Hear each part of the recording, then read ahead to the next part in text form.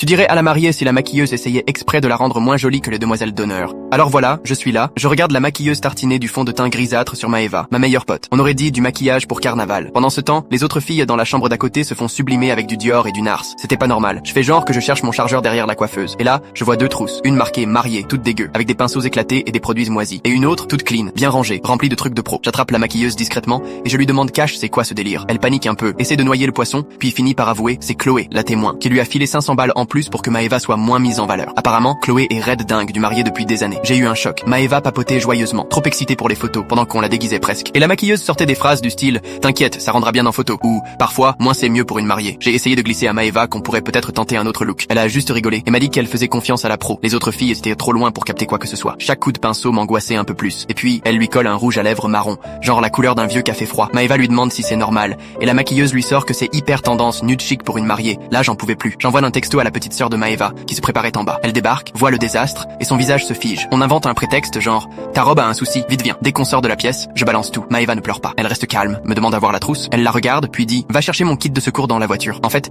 elle se méfiait déjà un peu de Chloé, mais voulait pas passer pour parano. Il restait 40 minutes avant la cérémonie. Sa sœur est une reine du make-up. Elle a pris le relais pendant que moi, je gérais l'arnaqueuse. Je lui ai dit qu'elle avait deux options. Soit elle se casse direct avec la moitié de ce qu'on devait lui, soit je raconte tout devant tout le monde. Elle a ramassé ses affaires et s'est barrée. Quand Chloé a vu le nouveau look de Maeva, elle a pété un câble. Maeva était rayonnante. Un teint frais, un regard lumineux. Et le karma? Pendant que Chloé râlait, bourrée, en disant que la maquilleuse l'avait trahi, la belle-sœur de Maeva, qui se maquillait dans un coin, avait tout enregistré. La conversation, les aveux, tout. La maquilleuse a essayé de salir Maeva sur les réseaux, disant qu'elle avait été horrible.